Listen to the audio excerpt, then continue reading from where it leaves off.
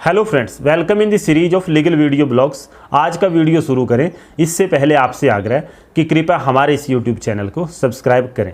आज के इस वीडियो ब्लॉग में हम भारतीय स्वतंत्रता अधिनियम 1947 के बारे में चर्चा करेंगे, जिसको ब्रिटेन की संसद ने पास किया था और जिसके तहत भारत और पाकिस्तान को आज़ादी मिली थी। भारतीय स्वतंत्रता अधिनियम 1947 यूनाइटेड किंगडम की पार्लियामेंट के द्वारा पारित वह अधिनियम था जिसके अनुसार ब्रिटेन शासित भारत को दो स्वतंत्र उपनिवेशों भारत और पाकिस्तान में विभाजित किया गया था। इस अधिनियम को 18 जुलाई 1947 को शाही परिवार की सहमति मिली थी, जिसके परिणाम स्वरूप भारत 15 अगस्त को और पाकिस्तान 14 अगस्त को आज़ाद हुआ और अस्तित्व में ये दो नए देश आए।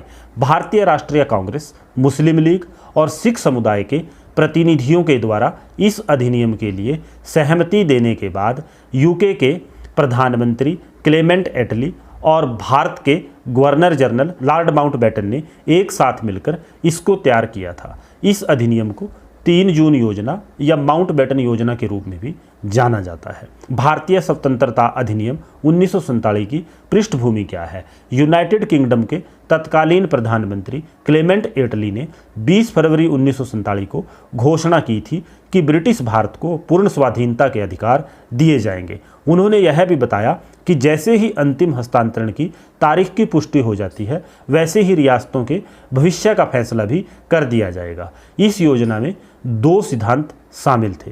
पहला, ब्रिटिश भारत का विभाजन किया जाएगा और दूसरा, इसके बाद ही सरकार को पदभार सौंपे जाएंगे।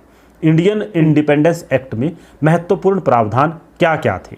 15 अगस्त 1947 से प्रभावी रूप से ब्रिटिश भारत को 2 नए पूरी तरह से प्रभुता संपन्न उपनिवेशों भारत और पाकिस्तान में इस कानून के तहत विभाजित कर दिया गया। 2 नवगठित देशों के बीच बंगाल और पंजाब के प्रांतों का विभाजन कर दिया गया। दोनों देशों में गवर्नर जनरल के कार्यालय स्थापित किए गए और ये गवर्नर जनरल क्राउन का प्रतिनिधित्व करेंगे। पूर्ण विधि निर्माण प्राधिकरण 2 नए देशों के संविधान सभाओं के हाथों में सौंप दिया गया।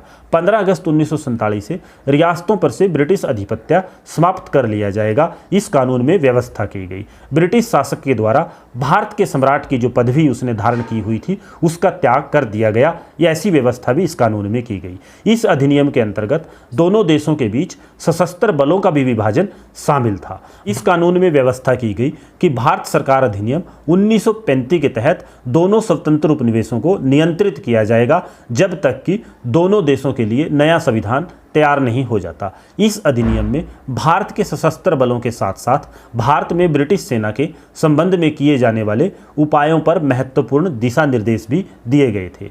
इस नियम के अंतर्गत नौसेना बल को भी विभाजित किया गया था, जो कि एक महत्वपूर्ण क्षेत्र था। इस अधिनियम में दोनों नए देशों का गठन करने के लिए विधानसभाओं का निर्माण भी किया गया। इस अधिनियम में यह भी कहा गया कि 15 अगस्त 1947 के बाद भारत और पाकिस्तान के किसी भी मामले में अंग्रेजों का किसी प्रकार का कोई नियंत्रण नहीं होगा। भारतीय स्वतंत्रता अधिनियम 1947 के बारे में एक और रोचक पहलू ये भी है कि इसको भारत के संविधान के आर्टिकल 395 के माध्यम से रिपील कर दिया गया। भारतीय स्वतंत्रता अधिनियम 1947 के साथ साथ गवर्नमेंट ऑफ इंडिया एक्ट 1935 को भी इसी आर्टिकल के भारत के संविधान के माध्यम से रिपील किया गया। भारतीय स्वतंत्रता अधिनियम 1947 में यह भी निर्णय लिया गया कि नए देशों के लिए एक गवर्नर जनरल की व्यवस्था की जाएगी। इस अधिनियम में भारत के सशस्त्र बलों के साथ साथ भारत में ब्रिटिश सेना के संबंध में किए जाने वाले उपायों पर महत्वपूर्ण निर्देश भी